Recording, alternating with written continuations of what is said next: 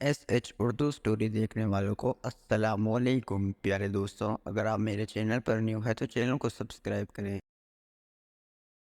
دور کسی شہر میں ایک بڑھئی کی دکان تھی۔ وہ سارا دن اپنی دکان میں لکڑیاں کاٹتا یا کیلیں توڑتا نظر آتا تھا۔ اس کا ایک بیٹا تھا جس کا نام حسن تھا۔ حسن بہت فرما بردار تھا۔ جلد ہی کام سیکھ کر وہ کام میں باپ کی مدد کرنے لگا، مگر کچھ دن ہی گزرے تھے کہ وہ اپنے کام سے بے نیاز ہو گیا۔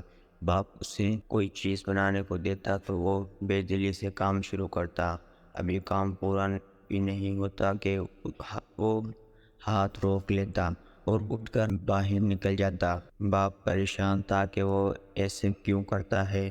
آخر ایک دن اس نے حسن سے اپنے اس رویے کا سبب پوچھا تو حسن بولا، بابا میں یہ دروازے کھڑکیاں اور میز کرسیاں نہیں بنانا چاہتا، میں کوئی ایسا چیز بناؤں گا جو آج تک کسی نے نہ بنائی ہو۔ باپ نے حیرت سے اس کی بات سنی اور پوچھا کہ وہ کیا بنانا چاہتا ہے، لیکن حسن کے پاس اس کا کوئی جواب نہیں تھا، کیونکہ اسے خود کو معلوم نہیں تھا کہ وہ کیا بنانا چاہتا ہے۔ آخر باپ نے اسے اس کے حال پر چھوڑ دیا۔ حسن اس کا اکلوتا بیٹا تھا اور اسے بہت چاہتا تھا۔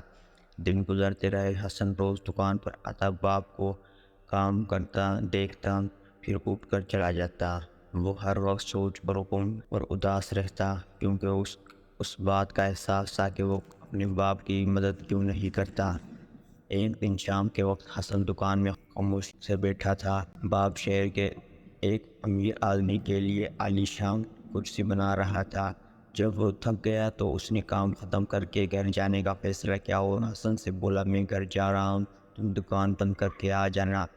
وہ رکا، پھر کچھ توقف کے بعد بولا، اگر دل چاہے تو کرسیوں کے دونوں بازو بنا دینا، مگر یہ کرسیاں جلدی دینی اور وہ کام بہت زیادہ ہے۔ یہ کہہ کر وہ دکان سے باہر چلا گیا۔ اس نے کرسی کو دیکھا اور ٹھنڈی سانس لے کر، یہ کرسی بنانا کون سا کمال ہے، اور سوچ میں ڈوب گیا۔ کچھ دیر بعد اندھیرا ہو گیا۔ اس نے اٹھا کر چراغ جلایا اور دوبارہ بیٹھ گیا۔ گھر جانے کو اس کا دل نہیں چاہ رہا تھا۔ اسی طرح نہ جانے کتنا وقت گزر گیا، اسے نیند آنے لگی اور اس نے گھر جانے کا ارادہ کیا۔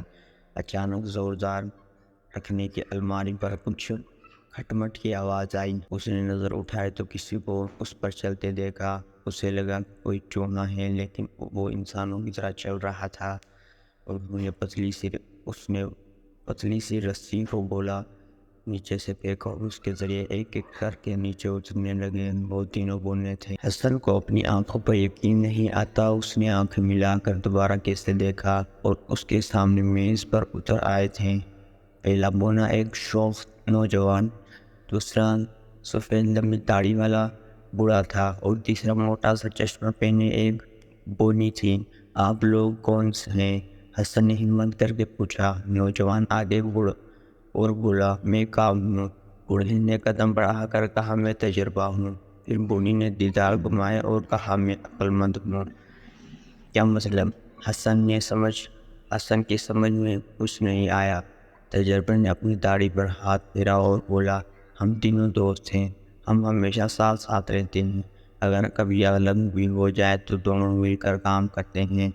حسن نے کہا، میں اب بھی آپ کی بات نہیں سمجھ رہا۔ تجربہ اچانک اس کے ہتھوڑے پر آ بیٹھا اور عقل اس کی حرکت میں مصروف اور کام اور عقل اس کی حرکت پر مسکرائے۔ بوڑھا تجربہ بولا، جب کوئی انسان کچھ کرنا چاہتا ہے تو سب سے پہلے وہ کام شروع کرتا ہے، تو میرا یہ نوجوان دوست اس کے ساتھ لگ جاتا ہے۔ کچھ عرصے بعد میں یعنی تجربہ اس کے پاس آ جاتا ہوں۔ تجربے کے آنے سے میری یہ بہن عقل ہو جاتی ہے اور وہ اپنا کام ٹھیک طریقے سے کرنے لگتے ہیں۔ حسن نے پوچھا، آپ لوگ یہاں کیا کر رہے ہیں؟ تجربہ بولا، ہمیں پتہ چلا ہے کہ آپ کچھ گڑبڑ ہیں، تم ہماری تربیت خراب کر رہے ہو، تم کام شروع کرتے نہیں اور عقل کو آواز دیتے رہتے ہو۔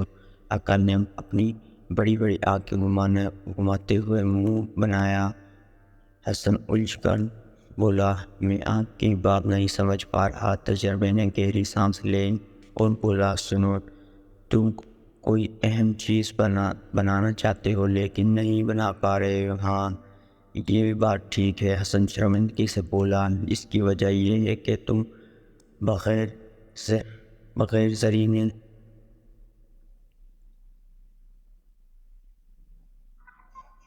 اس کی وجہ یہ ہے کہ تم بغیر زینہ چڑھ اوپر جانا چاہتے ہو۔ حسن نے بولا، پھر مجھے کیا کرنا ہوگا؟ اس کی سمجھ میں ان کی باتیں آنے لگی تھیں۔ وہ نہ مسکرا کر بولا، تمہیں کام شروع کر دینا چاہیے، جیسا بھی کام ہو، کسی غریب کی چارپائی کے پائے بدلنے ہوں یا کسی بوڑھے کی سردی سے بچنے کے لیے کھڑکی جیسی معمولی چیز یا کسی بڑھیا کی سردی سے بچنے کے لیے کھڑکی جیسے معمولی چیز بنانی ہو، تم بس کام کرو، کچھ عرصے میں تمہیں تجربہ ہو جائے گا اور پھر عقل خود بخود تمہارے پاس آ جائے گی، اور پھر شاید تم کوئی انوکھی چیز بنا لو۔ جبکہ میرے نزدیک تو وہ معمولی تختی بھی بہت اہم ہے جس پر لکھ کر ہم علم حاصل کرتے ہیں۔ حسن سر ہلانے لگا۔ بات اس کی سمجھ میں آ رہی تھی، وہ بہت شرمندہ تھا۔ وہ بولا، آپ لوگوں کا بہت بہت شکریہ، آپ نے میری آنکھیں کھول دی۔ بولا، امید ہے اب تم تربیت یاد رکھو گے کہ ہم تینوں اس طرح کام کرتے ہیں۔ اسی طرح واپس لوٹ گئے۔ حسن ایک نئے عزم کے ساتھ اٹھا اور کرسی کے بازو بنانے لگا۔ جب وہ بن گئے تو دکان بند کر کے گھر چلا گیا۔ اگلے دن جب باپ دکان پر آیا تو حسن کے کیے ہوئے کام کو دیکھ کر بہت خوش ہوا۔ پھر سارا دن اپنے حسن کو جو کام بھی کرنے کو دیتا وہ اسی شوق سے کرتا۔ باپ حیران ہونے کے ساتھ ساتھ خوش ہو گیا۔ دن گزرتا ہے، 1 سال بیت گیا۔ ایک دن باپ نے محسوس کیا حسن رات کو دکان کے اندرونی حصے میں رک کر کوئی کام کرتا ہے۔ وہ اس چیز کو کپڑا ڈالے رکھتا ہے۔ باپ نے پوچھا، تم کیا کوئی خاص چیز بنا رہے ہو؟ جی ابا، حسن نے ادب سے کہا، کیا تم مجھے دکھاؤ؟ سر کچھ سوچتا رہا، پھر میرے سے بولا، اگر آپ تمہیں برا نہ مانیں تو اسے مکمل ہونے کے بعد دکھانا چاہتا ہوں۔ باپ نے گردن ہلائی اور بولا، ٹھیک ہے، مجھے کوئی اعتراض نہیں۔ حسن دن بھر دکان کے کام کرتا اور جب باپ رخصت ہو جاتا تو وہ اپنے کام میں مصروف ہو جاتا۔ اسی طرح 1 مہینہ گزر گیا۔ آخر ایک دن حسن نے خوشی سے جھومتے ہوئے باپ کو بتایا کہ میں اپنے مقصد میں کامیاب ہو گیا۔ دونوں دکانوں کے اندرونی حصے میں آئے۔ حسن نے کپڑا ہٹایا تو باپ نے دیکھا کہ ایک لکڑی کا سپاہی تنا کھڑا تھا۔ یہ کیا ہے؟ باپ نے کچھ نہ سمجھتے ہوئے پوچھا۔ حسن نے سپاہی کو اٹھایا اور اس کا رخ دیوار کی طرف کر دیا۔ پھر ان کی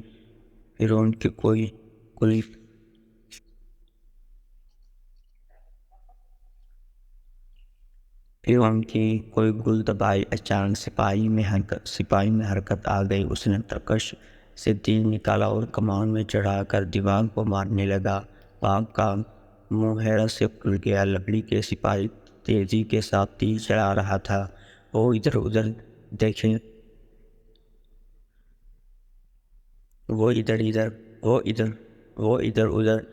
دھیرے دھیرے گھوم بھی رہا تھا۔ تم نے کیسے بنایا؟ باپ نے پوچھا۔ حسن مسکرا کر بولا، اسے بنانے میں 3 دوستوں کی مدد کی ہے۔ اسے بنانے میں میرے 3 دوستوں نے مدد کی ہے۔ دوست؟ کون سے دوست؟ کام، تجربہ اور عقل، حسن نے جواب دیا۔ باپ اس کی بات سمجھ گیا۔ اس نے پوچھا، تم اس کا کیا کرو گے؟ حسن بولا، میں اسے بادشاہ سلامت کی خدمت میں پیش کروں گا۔ آپ کو معلوم ہے پڑوسی دشمن ممالک اکثر ہم پر حملہ کر دیتے ہیں۔ اسے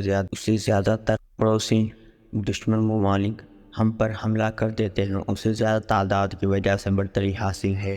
لکڑی کے یہ سپاہی ہمارے سپاہیوں کی مدد بڑھا کر اور ان کا مقابلہ کر سکیں گے۔ حسن کی بات سن کر باپ بہت خوش ہوا۔ اگلے دن وہ لکڑی کے سپاہی لے کر دربار میں حاضر ہوا۔ حسن نے سپاہی کی کارکردگی دکھائی۔ بادشاہ حیران رہ گیا۔ وہ سوچ کر بولا، کیا تم اسے اور سپاہی بنا سکتے ہو؟ جی ہاں حضور، حسن نے جواب دیا۔ بادشاہ نے حکم دیا کہ ایک بڑا کارخانہ بنایا جائے جہاں صرف لکڑی کے سپاہی تیار ہو اور 100 دوسرے بڑھائی جس کی نگرانی میں کام کریں گے۔ دوسرے دن ہی کام شروع ہو گیا۔ اگلے 2-3 مہینوں تک لکڑیوں کے سپاہی بنتے رہے۔ اسی دوران اچانک دشمن نے حملہ کر دیا۔ حسن کے ملک کی فوج نے بہادری سے ان کے مقابلے کو روکا اور دلیری سے لڑنے لگے۔ ایک دن حسن دربار میں حاضر ہوا اور بادشاہ سلامت سے عرض کیا کہ وہ وقت آ گیا کہ ہم اپنے لکڑی کے سپاہی سرحد پر بھیجیں گے۔ چنانچہ لکڑی کے سپاہی کو بیل گاڑی میں لا کر سرحد پر بھیج دیا۔ فوج کے سپہ سالار نے انہیں قطار میں کھڑا کیا۔ سامنے دشمن کی فوج موجود تھی۔ جنگ شروع ہوئی۔ جب لکڑی کے سپاہی نے تیزی سے تیر برسانا شروع کیا تو دشمن کے سپاہی گھبرا گئے۔ انہوں نے اتنے شدید حملے کی توقع نہیں تھی۔ وہ پیچھے ہٹ گئے۔ حسن کی فوج کے اصل سپاہی کو لکڑیوں کے سپاہی کے پیچھے کھڑے ہوئے تھے۔ حسن کی فوج کے اصلی سپاہی جو لکڑی کے سپاہیوں کے پیچھے کھڑے تھے، انہوں نے انہیں ایک اور آگے لے آئے اور دوران شدید حملہ کیا۔ دشمن کے پاؤں اکھڑ گئے اور انہیں بہت جانی نقصان ہوا۔ آخر وہ پسپا ہوئے اور پلٹ کر میدانی جنگ سے فرار ہو گئے۔ اس کے بعد کچھ دنوں تک وقفے سے حملہ آور ہوتے رہے لیکن انہیں ہر بار شکست ہوئی۔ آخر وہ سمجھ گئے کہ اب برتری ختم ہو گئی۔ انہوں نے صلح کر دی پھر سب مل جل کر رہنے لگے۔ بادشاہ نے حسن کو خوب انعام اکرام سے نوازا۔ حسن کارنامے پر بہت خوش تھا کیونکہ اس نے اپنے مقصد میں کامیاب ہونا تھا۔